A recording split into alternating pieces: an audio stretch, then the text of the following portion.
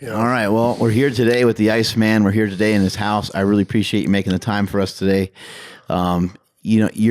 When I started to talk to some people and tell them that I was having Chuck Liddell on the podcast, they were just flipping out. And it made me just kind of think back to some of your fights from back in the day. And it also made me recognize, I've already kind of knew this, but I was like, man, Chuck is like legitimately like everyone's favorite. It's like it's a consensus across the board. I mean, I'm sure you probably have a couple of guys you knocked out that don't like you very much, but in general, people are like, man, it brought back memories for them. Some people even like got chills. They were like so moved by, me just mentioning your name. They're like, I remember when he did this. I remember when he did that. Is some of this kind of weird to you? Like, how did this all come to be? I mean, just a kid that grows up that maybe liking fighting more than the next guy, and then now here we are. It's really is kind of strange how it all happened. For me, I started, back in high school, I actually used to make the comment, the thing that really sucks is I can't make a living doing what I'm best at.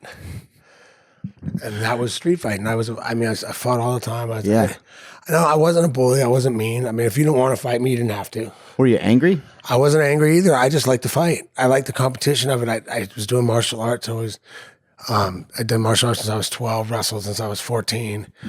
And, I really didn't like bullies. I go to guys that want to fight a guy and they get in a guy's face and the guy's trying to walk away and they're still trying to fight him.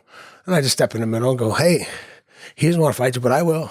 And then, oh man, I ain't got no problem with you. I was like, yeah, you kind of do, Yeah, you got a problem with him. You got a problem with me. You got a problem with him, and now you got one with me because, and he still had the option to back out. But when I turned about 22, 23, I kind of figured out I really wasn't giving you many outs. You know what I mean? Other than putting your tail between your legs and crawling out the door, looking like the biggest.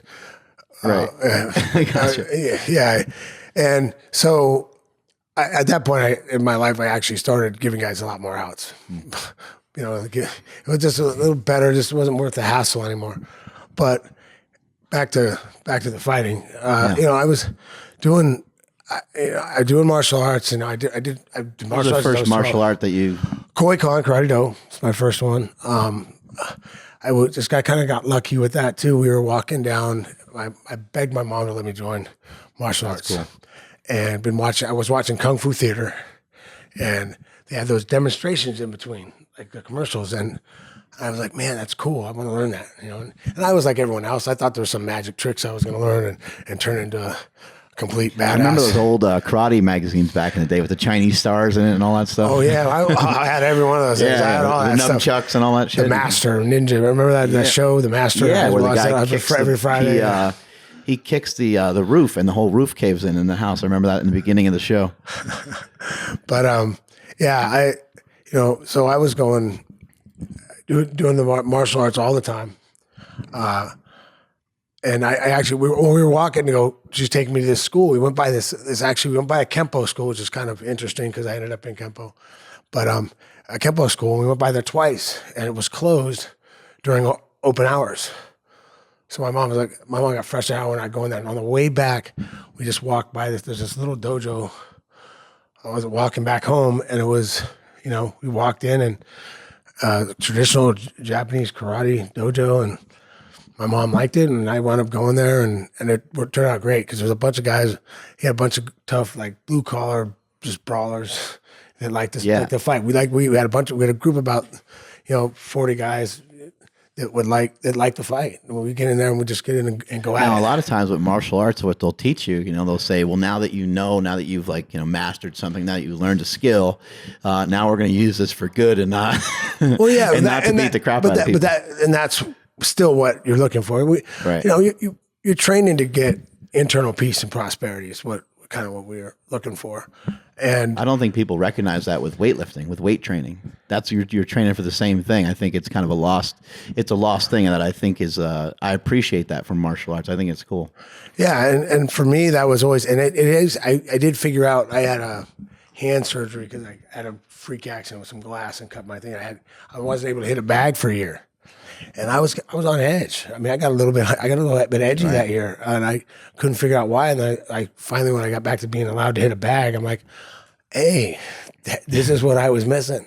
This is what mellows me out. As you're meant to do. I need something. I need a release. I need to be, time away from everything. And, for me, like going into the gym and going into, hitting the bag, or especially sparring or doing jujitsu, wrestling. All those things allow me to shut down. I'm not. Otherwise, my brain's running a mile a minute. Right.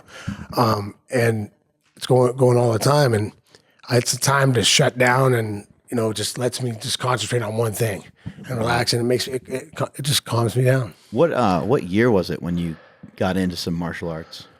What year? I was 12 years old, so that would make it 81 maybe. Oh, okay. Yeah. So 1981 is light years behind when somebody started. I mean, people have been talking about the debate forever. Oh, what would happen if you got a wrestler in there with a boxer? What would happen if Mike Tyson fought this collegiate guy? Or what would happen if this jiu-jitsu practitioner, people didn't even really know what jiu-jitsu was. Right. What would happen if this martial art was paired? What if, Bruce Lee went against Muhammad Ali or something like that, The people weren't really talking about that yet at that point, right? Right. No, they weren't. It was.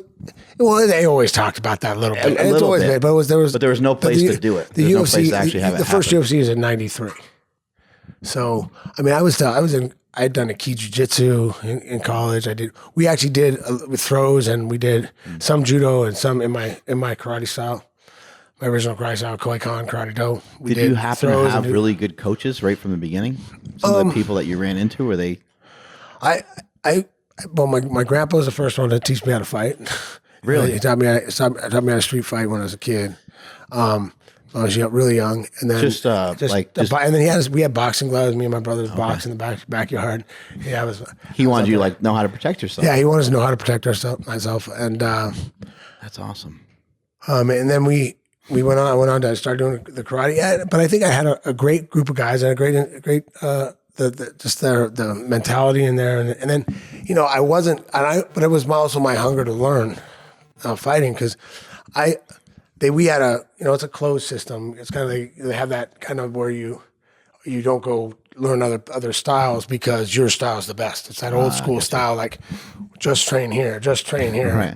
Can't do their stuff. That'll dilute your style, and that won't make you worse. I didn't buy into that, and so I used to go down to, there's a kung fu school that had open sparring night on Friday nights, and people just from anywhere could come in and spar. And so I used to go there, and I learned a lot there, because the first time you go in there, you had a bunch of guys coming at you different ways. They got a different style. They come at you.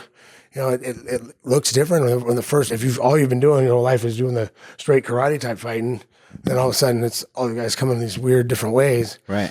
And that's really what you need to be prepared for. That became your trademark. Those bombs that you'd throw. Yeah. They're unorthodox. Yeah. Well, that's the thing. I throw from a lot of angles. People think, oh, he's throwing these wild punches. I'm not throwing anything wild. I got great accuracy. From a boxing perspective, they would look wild. You know what I mean? But yes, of course. In an MMA setting, I'm accurate, and I throw them for the purpose. I'm setting you up. I do it for certainly look like for a purpose. I'm setting you up. I thought it was funny when the second time I fought Jeremy Horn. Afterwards, he said, "Man, I didn't know you had a straight right." That drops him with a straight right. He was all prepared for me to throw all these looping punches, and right. So he was ready. He was all prepared for it. So hey, right down the middle was open. Yeah, he was ready for a big haymaker. Yeah, but he's ready for all that. Hey, it opened up that. So, and if I'm throwing these, if you're blocking these, I'll shoot it straight down the middle. It works. Right. But that's kind of what I always did. I was always throwing. It's difficult to fight a guy that throws from a lot of angles. Yeah, I mean, they say it's often said you can't stop crazy. If someone's just wild and they don't run out of energy, it's like, what the hell do you do? That's when your form and technique and your conditioning and your training can kind of come in handy when you do fight someone crazy, right? Exactly. Yeah. When did the ultimate fighting, not just UFC, but when did MMA start to kind of mold? Because it sounds like you were sort of almost dabbling in it by going to some different places. I know there's Pat Miletich and a few others who are kind of recognized as ones that kind of start coaching it. Well, I think once it started coming, the UFC came here, the Ultimate Fighting Championship in '93, and then everyone figured out, hey, what's this jiu-jitsu stuff? You got to learn it. And I think in the beginning, at first it started out with just the guys. It was this style versus that style. This time, everyone, and there was people, my style's the best. But the guys that started becoming great were the guys that went, hey, I need to learn how to put all these things together. And that was one of the neat things about starting out in the sport back then, was we were all learning how to train, how to learn amazing this. to watch that time. I've seen every UFC there is, and it was really cool to watch the evolution of the sport. Yeah, I mean, and for me, I actually came in with an advantage, because most guys, you had wrestling, you had jiu-jitsu, and you had striking. Okay, and most guys came in with one. Most of the guys who were really good at that time would come in with one of those three that they're really good at and had to learn the other two. Well, I came in with two and had to learn one. And so I came in with the wrestling. I had wrestling back. I wrestled in college. I was a decent wrestler. I came in with striking, and I just had to learn how to do jiu-jitsu. So, which became probably the most fun for me to train. Like I enjoy training in jiu-jitsu probably more than anything now. But putting all three together was, we were trying to learn how to train. Like, because when we first started sparring, we'd spar. I'd spar like I'm kickboxing. Right. And then I'd wrestle like I'm wrestling. So you have your stances in between. There's two different stances. So we had to learn that I got to wrestle the way I strike. And when I'm striking, I got to still stand like the guy can wrestle. So we actually we got around to where, like, okay, anybody can shoot a double. Yeah. Anytime. Anybody can shoot. You can shoot. I remember you had a really wide stance. So did Randy Couture. A very wide base, very wide stance. Yeah. Well, two things. That's a block for me. That wide base is to block leg kicks and to stop shots. For me, that's the way I could counter those things the best. Right. So, you can't really stand. If you stand, I always tell people, if you come in and stand in boxing stance, traditional boxing stance, you're gonna last about one round, or at the end of one round, you're gonna have a hard time standing up. You're gonna get your legs kicked. Yeah, because I'll kick the hell out of your leg, and you can't block it that way. You're not gonna block it in time. Right. Look at the last with Yoel Romero. Yeah. I mean, absolutely. I couldn't believe that after he got dropped by that he wobbled in the first round. Right.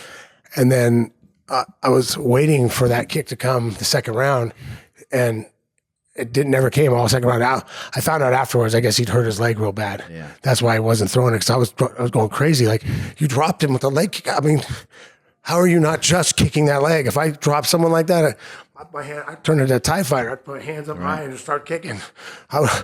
Because he was done. Is it hard for you to go to the fights in some way because you want to get in that ring? No, that makes it fun. I always want to get. And I don't know if you ever see me watch a fight. People think I'm nuts. Yeah, they put the camera on you. Like I get into air fighting. I'm trying to help them. I need to. Yeah. It gets especially if I know the guy's fighting. I mean, that always helps. So, a lot of the guys I'm friends with, or or I either like or don't like, which can make a difference when I'm watching a fight. Right. But even other than that, like, if I don't know the guys, it's kind of funny because you'll see me cheering for the different guy at different times. Yeah. Just because I want a good fight. I just want to, get out of that. Go, more. Oh, go that way. Okay, no, go that way. I'm kind of rooting for both of them. I'm just rooting for action. Yeah. Rooting for guys trying to finish fights. When the UFC first started to come around, what was the first time you became aware of it? How did you become aware? Well, I was a martial artist, and we were, all into that. We watched UFC 1. Someone said it was coming on. Let's go check it out. Where that big sumo wrestler gets kicked in the face. yeah.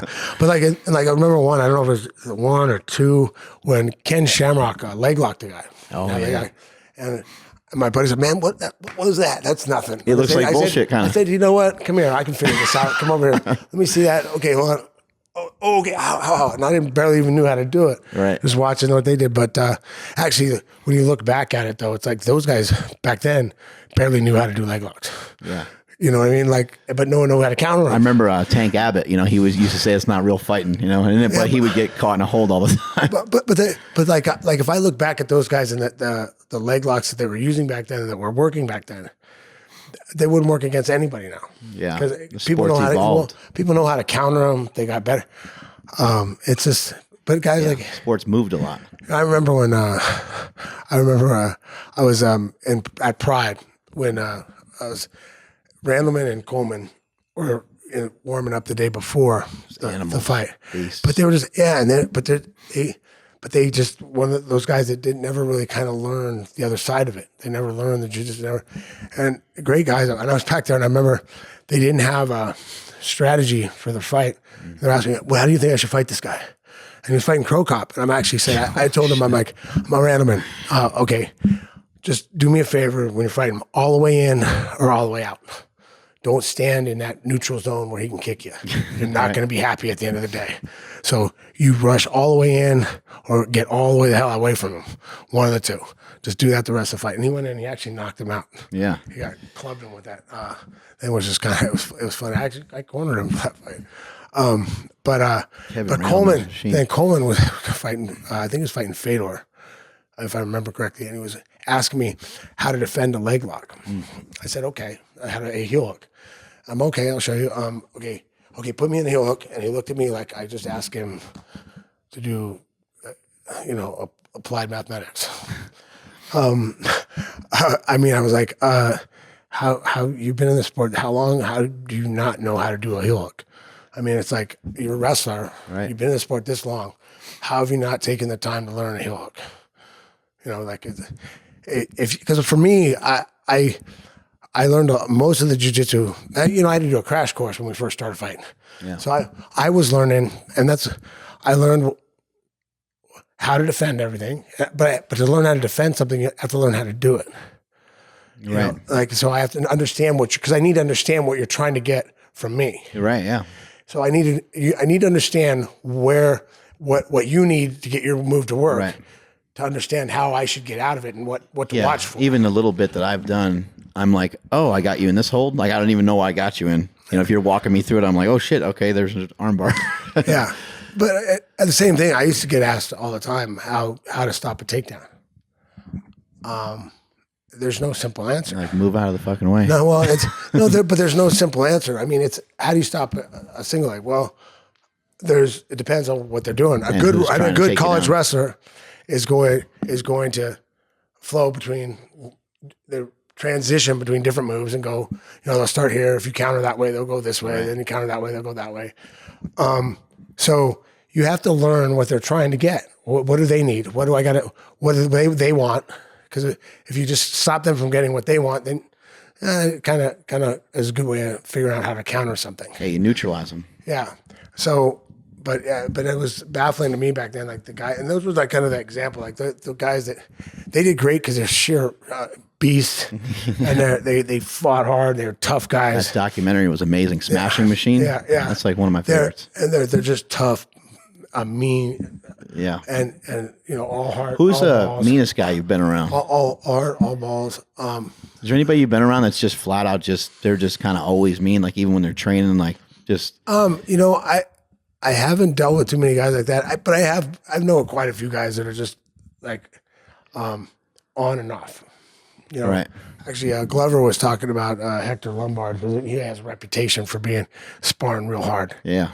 But he actually said that's not really being mean necessarily. He just said just when you're going to go spar with him, just you're going in for a fight. Right. He said I actually hate the guys that come in and say they want to go light. And then they hit you hard, and then you start hitting them hard back. And oh wait, no, I thought we were going light. Well, he wanted us to go light. Light. Yeah, which one was it? Which one was it? He actually, he's all, at least with Hector. He said, you know what you're getting into. Right. He's going and fight. He'd be ready for a fight. You think some guys have a tendency to get a little too technical sometimes and just flat out forget that they're in a fight? There's, if you want to act scenarios, there's people have done everything. I mean, I think sometimes you overthink things. Sometimes you don't, I think when Jeremy Horn got me with that arm triangle, one, I didn't know what it was back then. I just learned jiu-jitsu. But two, if there wasn't 10 seconds left, I would have got out. Because when he first started cinching it up, I looked up and there was only 10 seconds left. I said, no reason to struggle out. I'll just wait for the bell. Because I knew they always did overtime there. You always did an overtime, so I might as well just breathe. Let's leave it right here.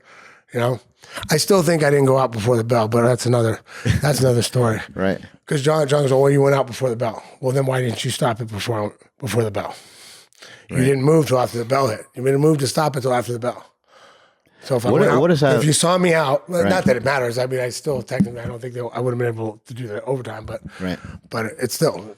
What has some losses like that done for you? Because that was that was early on in UFC. Oh yeah, it just, hey man, it was a learning curve. I knew I did well, but I got caught in something. It's just something I like I said, I was still on my crash course to learning jiu-jitsu, and you're fighting a guy that's got really slick submission. Yeah, he was amazing. Yeah, slick submissions, and I got caught. But that was one of the things I learned from that. From that, I learned don't get too comfortable anywhere. If you don't know it, when you don't know what they got, get out.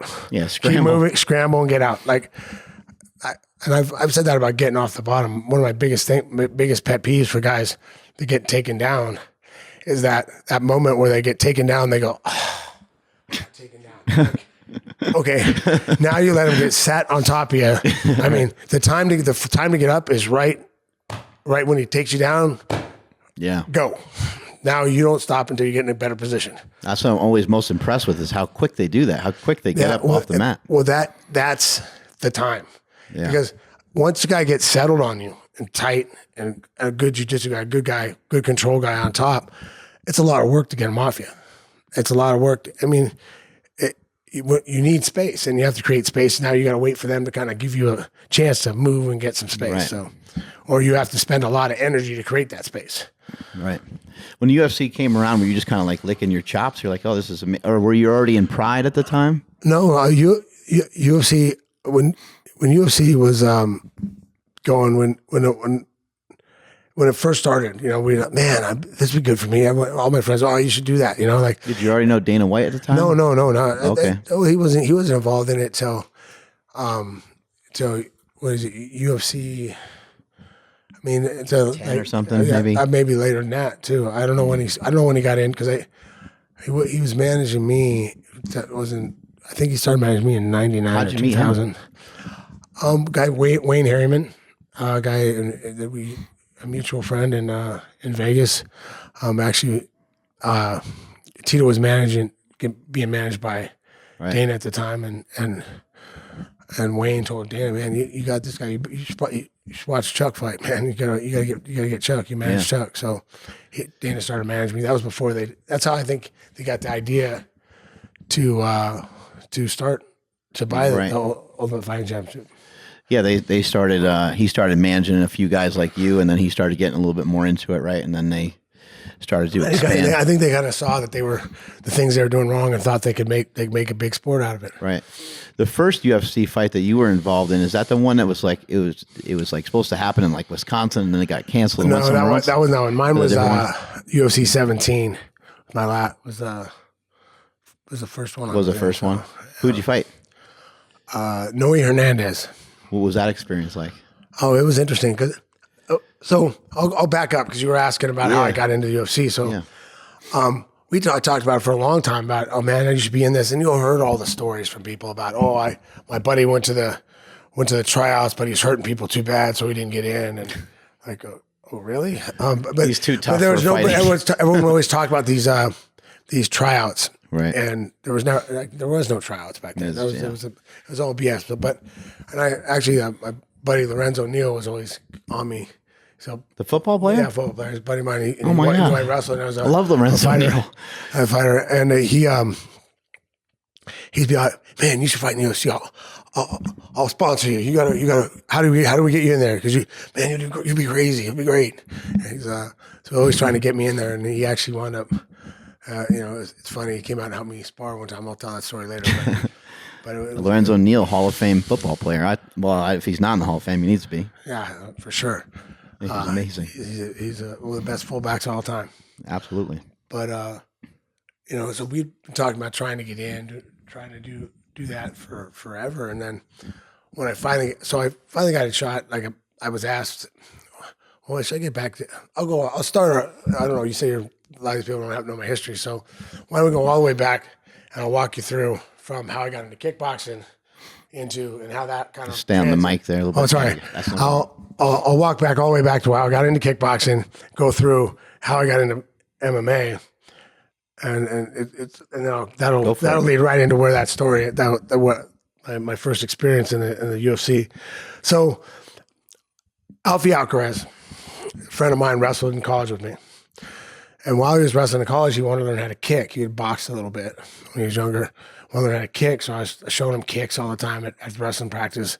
We were working out all the time. And then when he left and went home to Vegas, he was looking for a karate school. He wanted to keep doing karate and learning it. And he ended up meeting up with Nick Blomgren, one kick, and started coaching him. And he started fighting. So he's fighting kickboxing. He was a kickboxing champion, lightweight. I think 125s. I think he actually fought in the UFC. He lost a split decision to Jens Pulver, but tough kid. So I'm going out to watch him fight in Vegas, and Nick comes up to me. I'm at the weigh-ins, and Nick comes up to me and goes, "Hey, Alfie says you're pretty tough. You want to fight?" I said, "Sure, why not?" Okay, so he goes to get me weigh. So I'm getting weighing in, and I'm waiting for a fight. His heavyweight, the heavyweight main event are falling out, so he needed a replacement. So I got on there, and the guy he was gonna have me fight was 15-0 or 15-1, and the commission guy asked me, "So what's your record?" I'm like, "I've never fought before," and he just kind of goes, looked at Nick and goes, "No, he's not fighting. You're not doing that." And so he says, "Hey, they're not going to let it happen. So you know what? But why don't you go home and train, and then come back? My next fight, I'll put you on there if you want to do it." I said, "Sure, sounds good." So weird coincidence. I just met. So the week before, my old karate school had called me and asked me to come in because they had some outside black belt coming in to spar, and they needed someone and I wasn't training there anymore, but they wanted someone to spar with them, and they didn't have anybody to spar with them that they were confident would be tough or would beat them. So I show up and we're sparring. We're doing like wall sparring and some other point sparring, and it's all done. He gives me his card and he leaves. I say, "Hey man, thanks for everything," and he gives me his card and he leaves. And they're all in the office. "Oh man, you kicked his ass," and this and that. And I'm going, I don't know what fight you guys are watching, but I didn't get that same feeling. but all right. So I go out to Vegas and do the thing with the weigh-ins, and then I come back. On my way back, I'm like, man, his card said kickboxing world champion. I'm like, maybe I'll go see if he wants to train. So I called him. He said, so I come up to John's house. John Hackman is the guy. He calls me up. I come to his house to go sparring and go train. And we go up, and he's got Jesus Sanchez is there. It's a karate instructor down there, and he's there watching. And me and John, I'll just put these boxing gloves on. We'll just spar. One of them sparring. So I've never straight boxed in my life at this point. I'd always done karate. I'd always been able to kick and punch. Right. Now, so we go in there to spar, and John was a pro boxer, pro kickboxer, had over 200 amateur boxing matches in the Army and wherever else. Yeah, right. He handed me a beating for 19 straight minutes. Unofficially, or the Jesus Sanchez was the guy that cut it. He said, "Hey man, come on guys, can we just stop?" I think he stopped. I think he was tired of seeing me get hit. But I was tough, and I kept coming, and I didn't go down, which is a lot considering John. Right. I've watched him spar a lot of guys since then. Almost every single one of them's hit the floor. I mean, he's got one great. Yeah. And you were with him like your whole career. Yeah. Well, then we did right that day. I drove up on a motorcycle and started raining while we were up there, I was sparring. So I came down. I'm like, okay, this is gonna suck, but all right, I can go home. So I was gonna go to get on my motorcycle. He goes, hey man, you coming back tomorrow? Yeah, I'll come back tomorrow. Oh, all right, here. Throws me his keys to his truck, brand new lifted truck. And I'm like, nah, man, it's cool. He's like, no, push your bike in the garage, and I'll and just take my truck. You're coming back tomorrow, right? Yeah, I'll be here. It's like, and then the wound up, I think was there for, I think it was probably about, before he opened the gym and we started having gym and going other places, I think it was at his house 6 or 7 days a week for about 7 years or so. Before, like every successful person has a story like that, where somebody, for some reason, at a certain point in their life, was looking out for them. Like you were just working hard. You just had your head down, and for some reason, he just came along and just was able to give you a little boost. Yeah, and then when I came in there, and we went in, and he'd always have rice and beans, chili and rice up there. Come in early, sit down, eat food, and watch Dream On. The Dream On, was that the show on HBO? Yeah. He's always had that. We'd be sitting there. I was supposed to be training. The guy would have all the flashbacks of other TV shows. Yeah, right? yeah. But we'd be sitting there and it'd be like, we'll train in a minute. Hold on, we'll watch the rest of the show, and then get started. Okay, all right, John, we gotta go. Let's go work out. But that's hilarious. It was great. It was great times, man. We had a good time out there. So from that point, so then from there, I was doing kickboxing for a while, and then fast forward to Nick decides to do a few mixed fights on his next kickboxing card. So he comes to me again. He's kind of funny. He goes, Chuck, Alfie says you used to wrestle. So, yeah. Do you want to do a mixed fight? So I'm like, sure, why not? Let's do it. So I'm fighting a jiu-jitsu guy. So I started training with Scott Adams, was doing some submission stuff. So we were trying to learn it. Both of us just trying to learn how to do it from places. We went down to Beverly Hills Jiu-Jitsu and took 2 classes. Took one from Marco Huas and one from a layman, right. Mark Layman. And then those were my first 2 submission classes. And then we went. Then I went, me and him trained together when I went and fought this guy. Now, this guy didn't do much. I wound up, it was, by the time we got there, by the way, it started out, it was supposed to be open hand strikes, like a pancreas, kind of like open hand strikes. Right. By the time we got there, it was like open hand slaps, like with this part of the hand, you couldn't even use your palm with a slap. But like, okay, I guess. We're already there. I'm like, okay, yeah, sure, whatever. And you couldn't strike on the ground. Once they hit the ground, you couldn't strike anymore because they're going to have the open hand strikes on the ground. They couldn't do that now. It's just a submission game. So, I mean, I really don't know what the guy's skill level was that I fought, but I mean, he might have been a good jiu-jitsu guy on the ground, but he never got to find out because he's one of those guys trying to come back like this and shoot, and you're not going to get it. But for me, he didn't make it enough of an attempt to shoot at all. But I wound up kicking him in the face. Did one of those face plant knockouts, and a guy comes up to me from the side of the ring and goes, "Hey man, you want to fight in the UFC?" Yeah, I do. Sure. So about a month later, I was going to go fight in UFC 17. Now I was an alternate to the tournament. They had a 4-man tournament, which I think Dan Henderson ended up winning. Tried to talk him out of it, but I'll explain that in a minute. But anyway, so we go, but I'm an alternate to the tournament. I'm fighting Noe Hernandez. So I get there, I'm all excited. We get there, and they used to fly you on the day of weigh-ins. So you're flying on your day you're cutting weight. So I'm cutting weight on the airplane, right? Which really, you really love sitting next to me because I started the cut on my layover because I had a short layover. So I put plastics on, started the cut, and so I'm still sitting in my plastic sweating in the plane. You're sitting there sweating your ass off. You got to get up and pee every 5 seconds. Yeah. Someone, I don't know who you are, but whoever was sitting next to me, I'm sorry. It was a necessity. I had to do it. Sorry. So then we get there.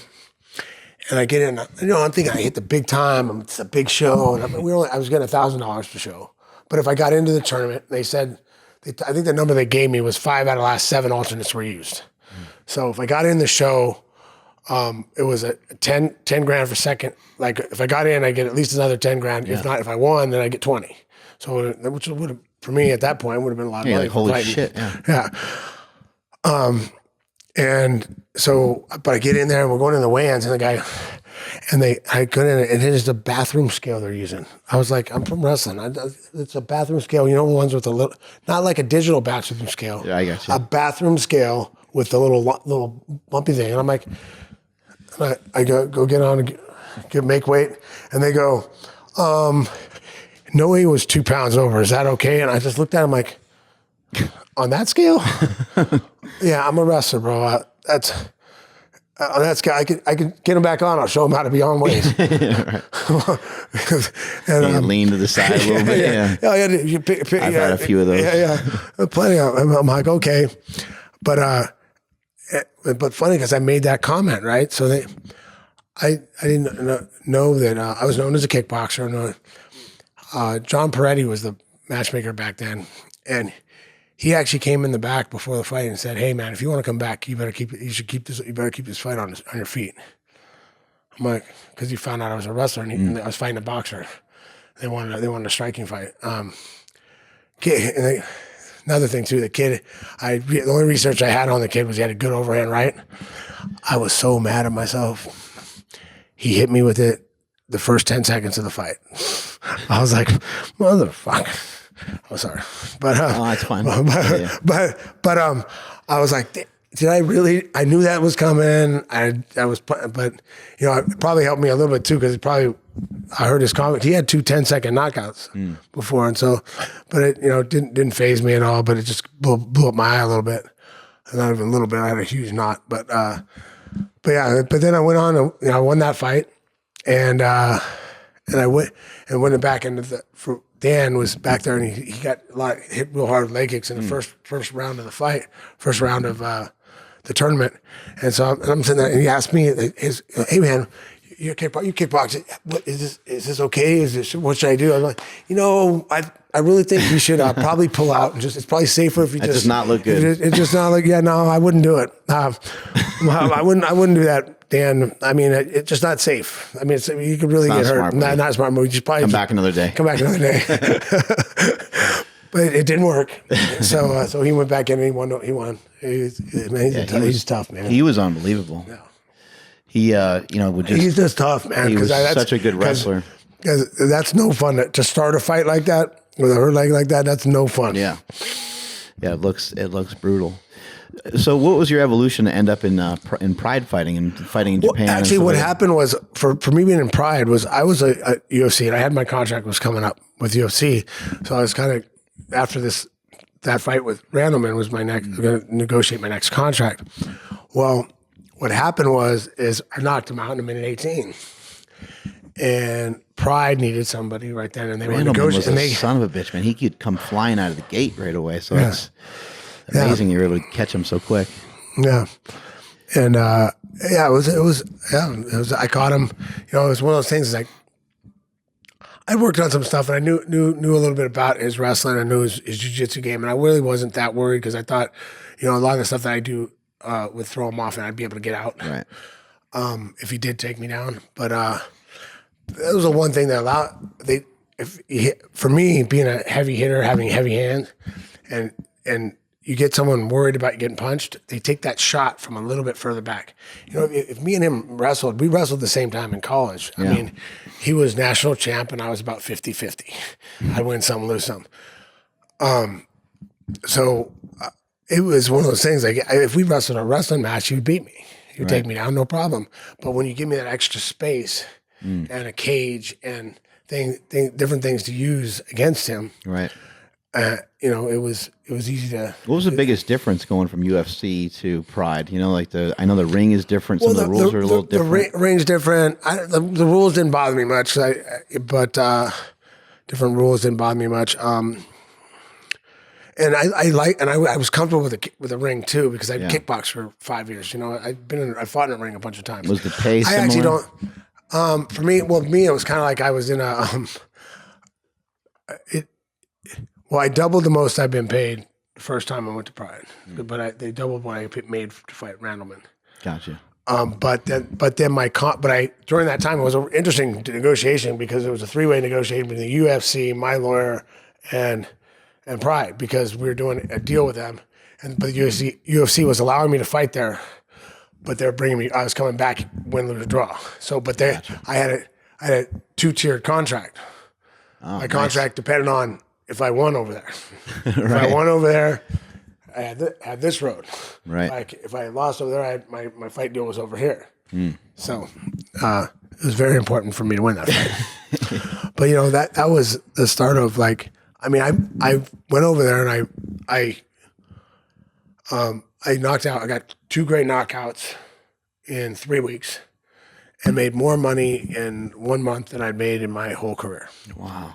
So I mean, it was pretty. What was some of that like? I mean, for you personally, was there just like absolutely no decision? You're like, I'm just going to Japan, and did you just put anything else you had on in your life on hold to continue to be a pro fighter, and you just well, I mean, it's not the easiest thing to do that. Well, when I was kickboxing, in between kickboxing and MMA, is when we were really deciding there was a chance for me. That was where I almost made the choice to go get a real job.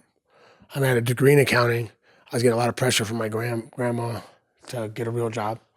As she would put it, go get a real. Can you get a real job now? Stop playing around, get a real job. I think we had Josh Everett, I think, on the podcast. I can't remember if it was him or if it was somebody else, but I think you were like someone's tutor at San Luis Obispo. One of the people that we had on the show. That's funny. Yeah, I was like, what the hell? Yeah, it's an interesting tutor. Yeah. Well, I mean, there are certain things I'd help with. I could help guys with, but anyway. But that was a lot of fun back then. But yeah, I was in that transition where I was like, I got to either get a real job, and then my decision became, I decided I did that. I did that mixed fight with right.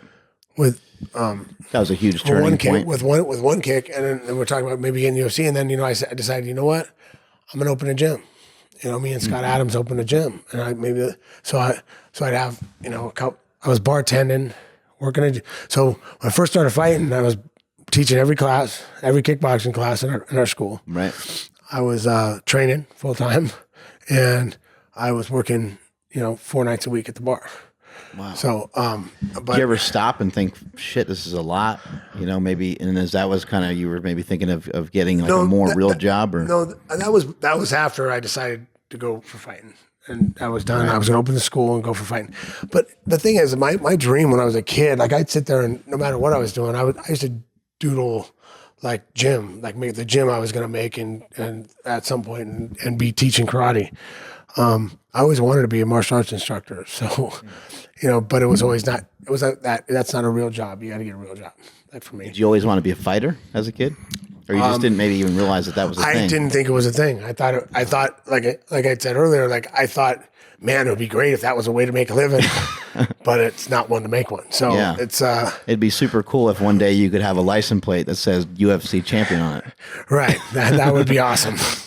I saw that out front. I thought that was pretty awesome. Yeah, that's actually. I mean, I would never get it for myself. But of course, but a buddy of mine got it for me. Right, and it's like, I kind of like having it now. Oh, that's unbelievable. It's an unbelievable accomplishment. Right. It's awesome to have. But it's kind of like that's one of the reasons I really liked when they gave after the first Ultimate Fighter, they gave us the H2s. You know, which is funny because I was thinking about I was going to buy a new car, and so.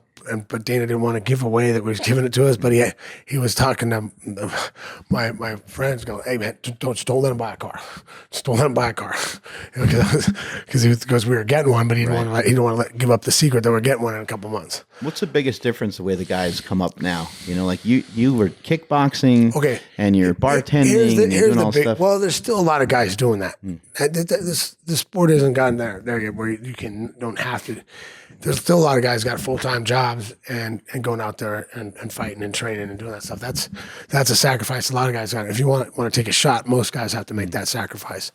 But the difference now is that when you come in and it's like I was explaining earlier, we were trying to figure out how to train, how to do stuff. Now you go to, if you want, you can go to one gym it's got coaches for everything. It's got guys that, and they know how to train mixed martial arts. They know how to train boxing for mixed martial arts, kickboxing for mixed martial arts, which is different. I get into it a lot of times because a lot of these boxing guys, their technique's not this, it's not that. It's different. You can't do everything the same way you do in boxing in MMA. I mean, a boxer goes straight, and let's talk about boxers going to fight in mixed martial arts. It's impossible. Now, don't get me wrong. I don't know if you got some background that I don't know about. Yeah. That you got great wrestling, or you take the time to learn the wrestling and the jiu-jitsu, and you got that much better hands than everybody. Great. That can happen. But you're not going to go from boxing and just go, you know what? I want to fight a mixed martial arts guy. Yeah. You got one. I mean, if it's... Who did Randy fight? I can't remember. He fought a legendary boxer. Yeah. He took him down in 1 second and it was over. Yeah, I mean, it makes no sense to stand there and strike with him. I mean, just close the distance. Right. Get a hold of him and it's over. Yeah, people have been talking about Mayweather. If you don't know what you're doing on the ground, it'll be ugly. There's not much you can do. Yeah, I mean, you don't have the knowledge. You don't have the knowledge. Yeah, you just don't know. You just don't know what to do. I mean, you'll get taken down, and then you're going to be like a turtle down there. I can sit there and hit you as much as I want or as little as I want. Yeah, in my gym, Super Training Gym is in West Sacramento, California, and we got some big guys there. And years ago, we had guys that were even bigger. We had a bunch of guys that were up over 300 pounds. And Team Alpha Male is in town. And I had one guy who was always a tough guy. He was always a super hothead. I was like, you know what? You think you're tough? That's where you should go. That's where they fight. And he's like, I would stomp on those guys because he thinks they're smaller. I'm like, dude, good luck. You don't know that these guys practice fighting all the time. It wouldn't be any different if they tried to load up the bar with 800 pounds and squat. I'm trying to think of the guy's name. I'm trying to think of the guy's name right now, but I remember they did it in a ballroom one time at one of the UFC things. He came in, he was a defense. I don't remember his name. I can't remember either guy's name, so I don't know how good a story this is going to be. But it was a defensive tackle from Tampa Bay. He came in to wrestle. And he was going to do one 5-minute round of jiu-jitsu with the guy. He fought. I can't think of his name right now. He fought out of up north. Caesar Gracie. He fought out of Caesar Gracie's. The guy fought Matt Hughes at one point. But he was a 170 pounder. Yeah. And he's gonna do jiu-jitsu with this guy. The guy's 30 pounds. He tapped him like 5 times in like a couple minutes, and it's like, yeah. And the guy was like, okay, I'm done. I'm done. It's over. Yeah, and if that was a real fight, I mean, it just break your arm, break your leg, break your ankle, or whatever else. Now, and I've worked with a lot of football players actually since the time I work at the Unbreakable, and I do stuff with the NFL guys doing off season. We do, and don't get me wrong, these guys got great learning curve. They're great athletes. They're great. They're fun to teach because they pick it up. They're like sponges. They learn. But right away, when the first time I'm working with Clay Matthews, and I got him pushed up against the wall. We're just doing a pummeling drill, but I've got him pushed up against the wall and he can't get off. And you can see it in his eyes, like, how is this little guy pushing me around? But it's just technique, and he's been doing it a long time now. And it's fun. Like I was working with Mercedes Lewis, and one day, and he caught me with my a foot sweep that I taught him. And I'm like, you can see me, like,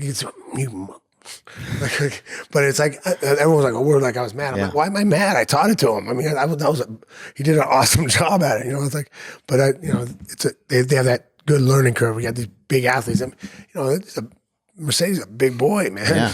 Tall, long, strong, and tough. And he's been training a long time. When did it first start get on your radar to maybe be UFC champion? Like, you won a couple fights, and then are you thinking about it? I think that's just part of what it was. I thought, hey, I can beat any of these guys, and I want to prove to the world that I'm the best in the world at this sport.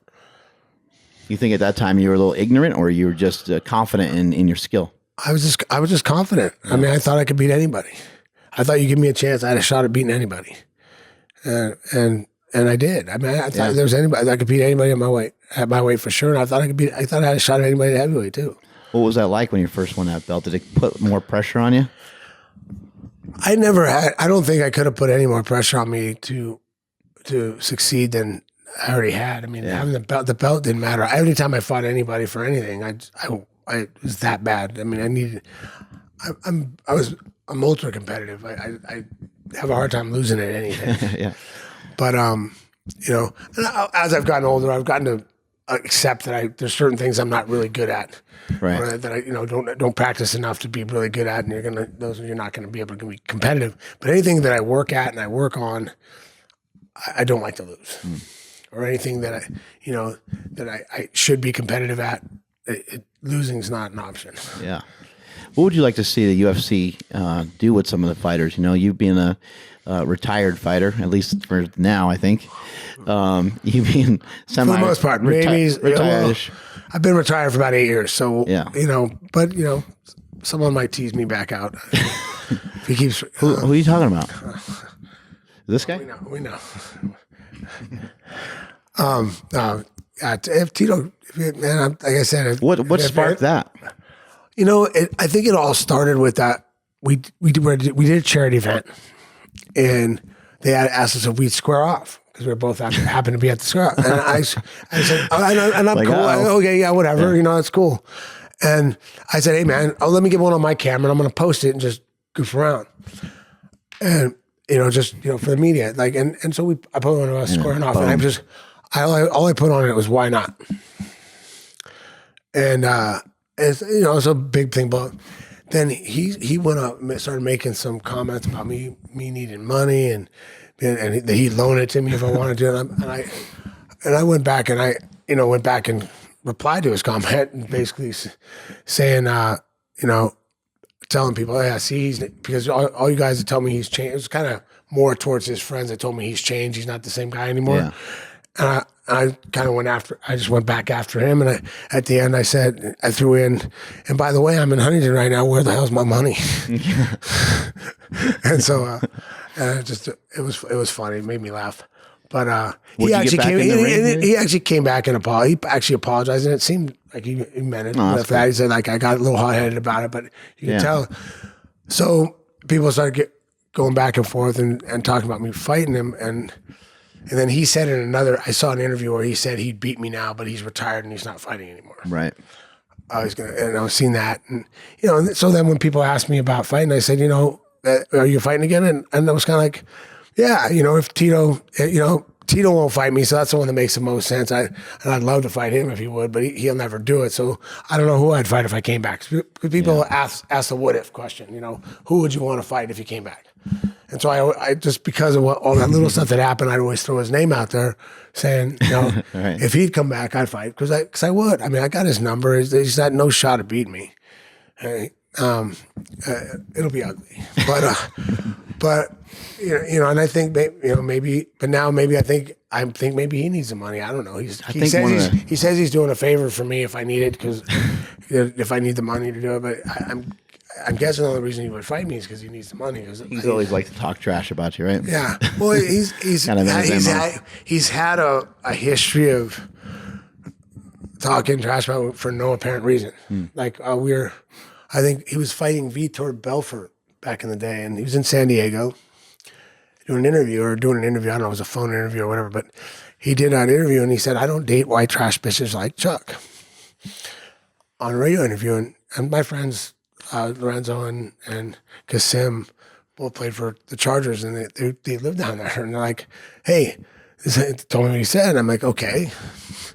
And I was going to that fight, and wasn't happy, and his manager came over and said something to me. I tell the guy to watch his mouth, and so we went on, and then they went to the after party, and my John Huntington, a friend of mine, was throwing it, and so we were both Tito's camp and people with me were there at different spots, and I guess everyone knew there was tension, so Huntington came over, was worried that my guys were going to fight with his guys.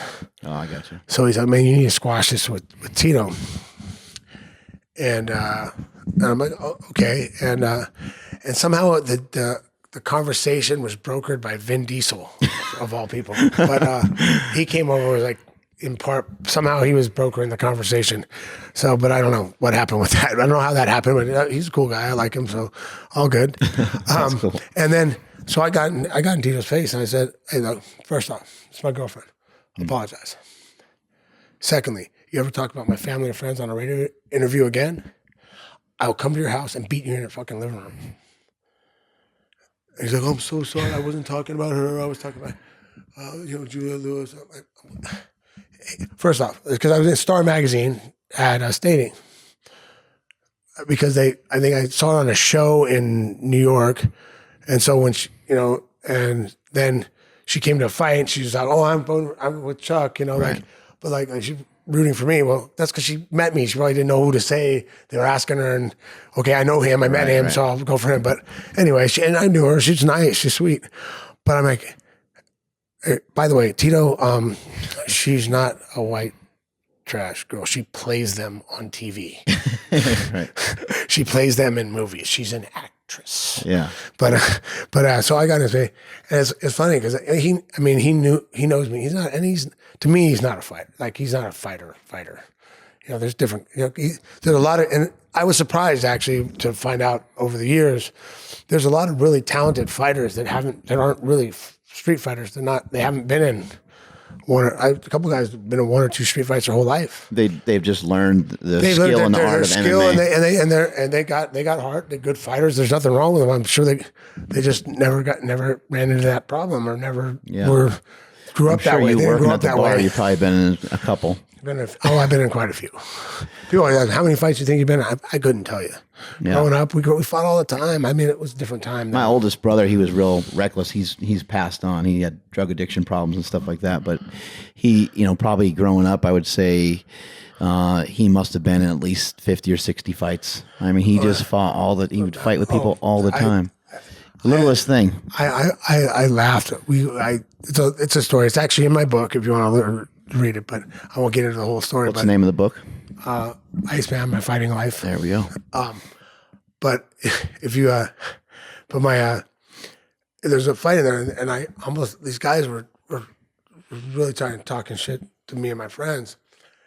Because what? I don't understand. They had these guys. This was before. I was 19. I mean, you look intimidated. I was 19. Regardless. I wasn't there. 19. Oh, okay. We were pulling up the street. And, we were pulling up the street. Oh, I guess I'll tell the story. So we're pulling up the street, and my roommate's brother, he has one hand, but he's tall, skinny guy. I mean, he's tall, skinny guy.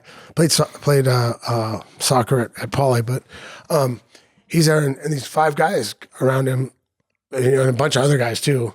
That weren't with those guys, I guess. But we weren't sure, but whatever. There's a big group of people, and they got him, and they're yelling at him. They're kind of got him cornered, and so we jump out. Me, Eric, and one of my other buddies. So there's three of us got out. We all wrestled at Poly. We had to wrestle the next day. I was about 185 at the time, and I come up, and these guys start screaming at me, talking shit. And, oh, you think you're done? And my friend Eric keeps telling me, like, Chuck, don't fight. You got stitches. I had stitches under my eye. If they break open, we won't be able to wrestle tomorrow. Don't fight. And these guys, go home and nurse your stitches. What you think you're bad? But their big thing was, one of them said, I'm 18-0 in the street.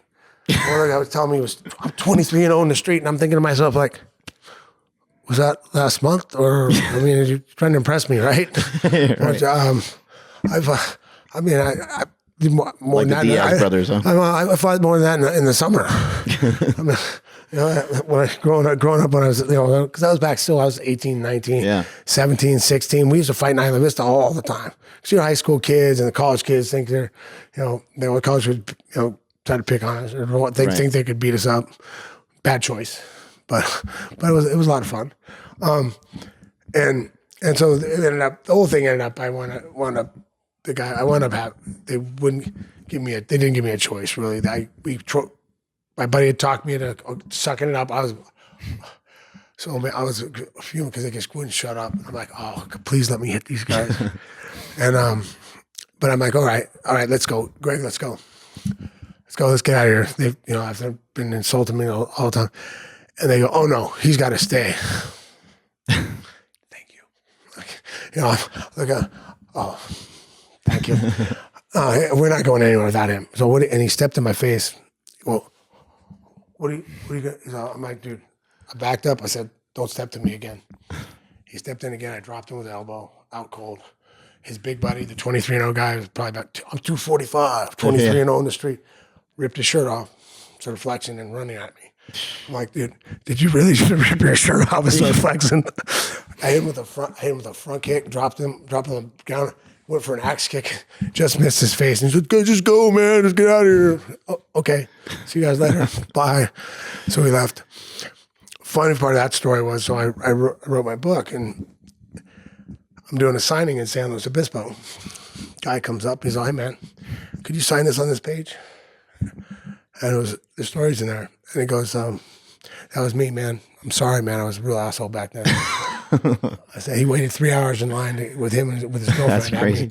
Signed the book on that page. It's great, man. You know, at least, yeah. You know how long that guy's told that story for and no one's ever believed him, and then you printed it and he's like, see, I told you motherfuckers, Chuck Liddell kicked my ass.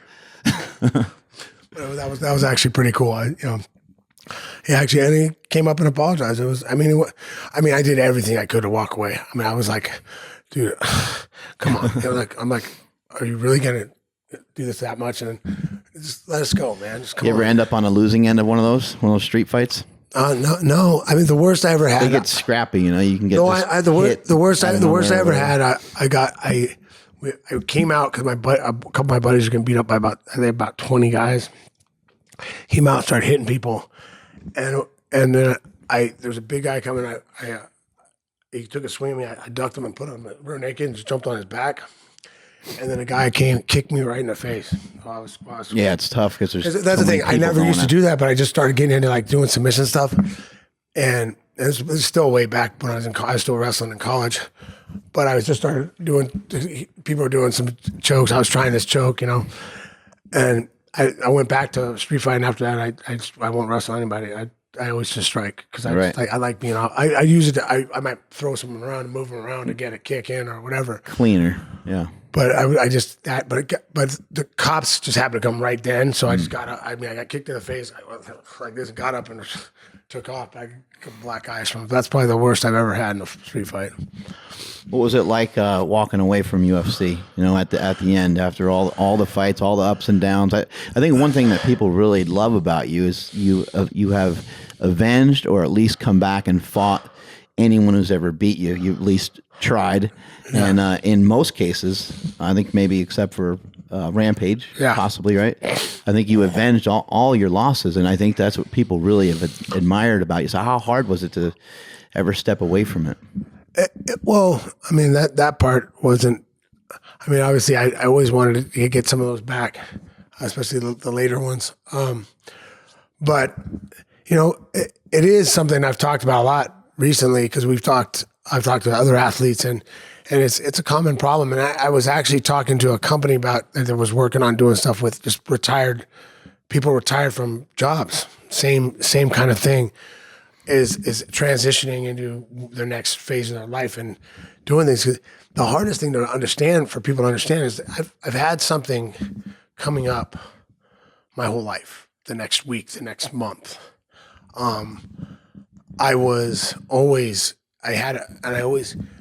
Since I can remember, I was trying to be champion at something.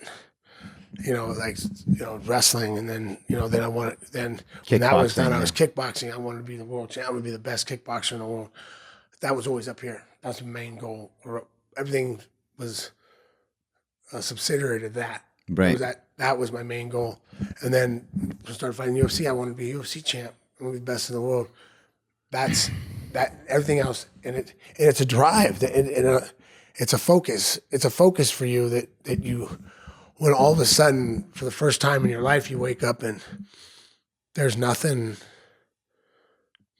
that makes you have to do anything. Yeah, you know, you still have all the It's stuff. a crazy thing. It ruins a lot of people's lives because you go from having all these fans cheering for you, going crazy for you, and you go home and you got more so than that. That's another side of it. The fans and the changing of life. I think I could handle that. I don't mind that as much. I mean, some people, a lot of guys have had Like, hey, there's not gotta be nothing like that though. When you knocked people out and you celebrated. There's nothing like that. Rush. You can't. There's nothing that'll get you that. There's nothing get you that much of a rush. Yeah. But aside from that, I mean, but the other side of that for me, the big side was just not having that, thing binding me to something. You're kind of lost and your energy's going. I'm doing a lot of things, but my energy is lost and going into so many different directions. And then it's hard to get focused on. Like you don't know what you need. You're trying this a little bit, trying that a little bit.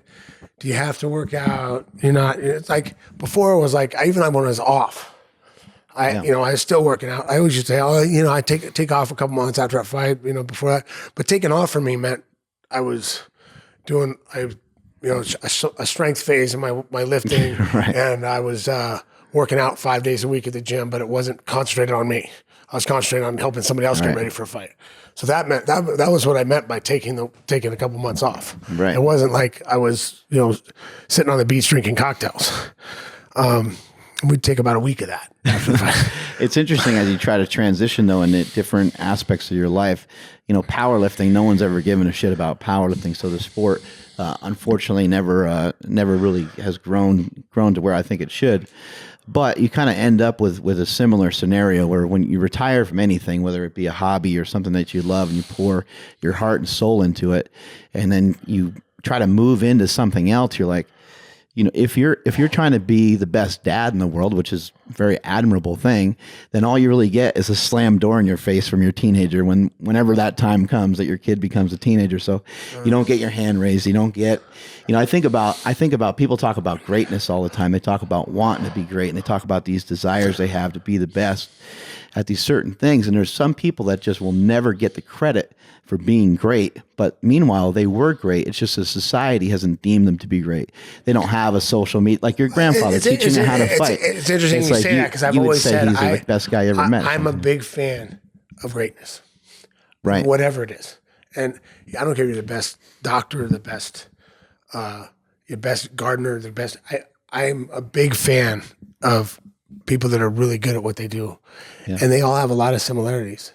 And it's watching how, because when you've been there, you know what it takes to be that good. You know what it takes. It's not easy for anybody. Right. I mean, I always talk about people at the top of any sport. For sure, the nice thing about a sport, it's something people like to watch, right? Like I always say, I just happen to be really good at something that people really like to watch, so I get credit for it. But being great at things at anything takes a lot of work. It takes discipline. It takes training. It takes a desire to be better. It's a dedication over a long period of time. I always try to explain to people that when you're trying to be great towards something, the main thing is that you're just good on a consistent basis for a really long time. Exactly. Yeah. That's. But like what we were talking about with but going from being in a sport or being in the limelight like that for a lot of guys, and there's a lot of sports where most of these guys aren't set for life when they're done. I mean, there's not a whole lot of guys that fight and make enough money to be set the rest of their life. I mean, it's very few. And so, and then football players, same thing. There's a lot of guys that don't, it's really hard on their bodies, and most of them don't last a long time. And then also you're retiring at a young age for the most part. And then now what do you do for a lot of guys? A lot of guys have a hard time, and there's that transition period, and they struggle with that transition. And like you said, they're not, now they're not as well known, or they're not being, it goes from being everyone cheering for you to now you're just doing whatever.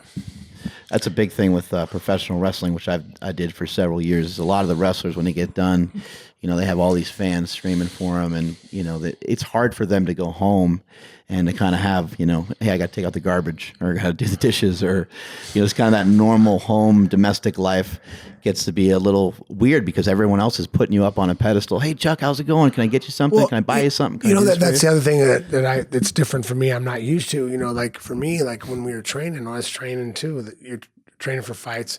I always had extra people around that were training. Yeah, what do you need, champ? What's going on, champ? What do doing? you need? You need this. Yeah. You know, I got people to run errands for me. I got, because, you know, I was, you know, I had stuff to do. I was busy. I mean, People want to at least try to make it a little easier for you. Easier for you your because mission you you have. They want to be part of it too. Yeah, and you know, and I was, you know, making great money. I was helping. I'd help them out with their stuff, and you know, give them a little money. They got a place to stay. They, you know, Oh, that's cool. I'm training with them, and you know, but they take care of all my stuff. I had someone taking care of my house stuff. I had, if I need an errand, I need someone to go. I need you to run this by here, run by there. You know, I didn't have to do those little things, and that's a lot of help. You know, I know people have big families and running around. Like half my time is spent driving the kids from this event to that event, and you know, running by the, you know, run by the grocery store. It's kind of funny. Like I get people like, man, what are you doing at Costco? Yeah, I need stuff at Costco too. Chuck Liddell's buying tuna fish. What is he doing? Yeah, people get so surprised, man. What are you doing at Costco? I like big stuff too. Hey, so recently you switched to a ketogenic diet, right? Yeah, you know, I think that's the other thing we were talking about, the sport, right? That's the other difference. So you got guys get with nutritionists. They've got, you know, nowadays they got, you know, strength coaches. They got everybody in their camp. We got everybody in the camp. They got everybody doing stuff. And for me, I think it evolved as I got older too. Like, you know, when you're 25, I mean, my warm up to. There we go. Let's go. You know, and your diet didn't matter as much. I mean, so I'll tell you the story about my diet. So in, was it 98, friends of mine, they were doing, they came in to do the strength and conditioning for me, asked if they could do it. The guys were training at my gym. They were doing opening a new thing. They were doing strength and conditioning and nutrition. One guy did nutrition too. So he had me write down everything that I put through my mouth in a week on a piece of paper. And I'll never forget the expression on his face when he started reading it. What, 2 to 3 liters of Mountain Dew a day? What is wrong with you? You're a professional athlete. It's like, probably not even anything you thought about, right? Not even thinking about it. He's like, okay, first off, I'm not even going to work with you if you don't stop that. You know? But after that, then we went through. And then just things you don't even think about. Like, 'cause I used to cut weight and you dieting to cut weight and lose weight. And wrestlers got a real certain way of doing it. As soon as you make your weight, you'd eat whatever, like. Yeah. And I will never forget the first time we went through and did the thing. He goes, all right, man, you've been giving me 8 weeks. Give me one more day. One more. Just eat right. Don't eat anything. You can eat as much as you want, but compensating as much as you want, but just eat. But eat clean. Eat the clean stuff because we've been eating clean. So okay, you know. So went through and it really. But I really started to notice, like when I eat clean. He used to do a cheat day on Sunday. And then first time we do a cheat day, you're, oh yeah, I can eat anything, eat a bunch of stuff. Yeah. Monday, you feel like it's like a hangover, yeah. Yeah, you're like hungover and you feel, oh man, that's terrible. Then you never want to do that again. Yeah, right. But you know, and during my career, I went to diet, like I do 3 cheat meals a week. Because I liked it better split up that way. Because I like grab a hold of whatever you want, any cravings you want. Yeah, that way there's no cravings you have to really have because you can have anything. Because you can have anything you want. You just you know, if you use it all up in the beginning of the week. Yeah, it's just 3 meals. Or if we go out to eat now, but along the lines of how you feel the next day, when I go out to eat, I still wouldn't. I wouldn't be bad. I just wouldn't. I don't have to worry about it. Like I can try that and not have to feel guilty about it. I can try that. You know, I can eat that. Right. I can eat, but I'd still get fairly healthy food. I'm not gonna, if I'm training, I'm not gonna, you know, eat a whole loaf of bread at Morton's. It's making me hungry. Yeah, Morton's Steakhouse. It's back to what you were saying about training when you said when you were off, you would train like 5 days a week. It's the same thing with your diet. Once you start to clean up your diet, you cheating is still a way better representation of what you used to do and what your average American does. Yeah. Oh yeah. No. When you're, and my wife jokes around. She says, she's like, "Oh man, I don't eat that healthy. You always say I eat healthy." I'm like, babe, you eat healthy 80% of the time. Maybe when you're not doing well, 75%. Right. It's like it doesn't matter. Like you can get away. That's why you can get away with whatever you do. Plus, you're just a genetic freak. But that's another thing. But like, it's if you eat right most of the time, it's not going to kill you when you cheat. Right. Now, to get to the top and to have the belt multiple times the way that you did, do you feel that you made a lot of sacrifices, or was it just a natural progression? Because sometimes you hear people talking about how they had to sacrifice this or that, and how they had to really grunt it out. But I think from what I'm gathering from what you're saying, it's almost like you just had your head down and you were just fighting so hard towards stuff. Right. But the thing is, now looking back, people ask me like, well, I'd always, you asked me before, like a couple years ago, I would have just said, no, I didn't, I just did what I wanted to do, and I would do it all. But if you look back, it's like, even back in high school, I did karate year round. I mean, I went to football practice and then karate. I went to wrestling practice, then karate. I'd only miss for games, and I'd miss for, for a tournament on the weekends, but I did it year round.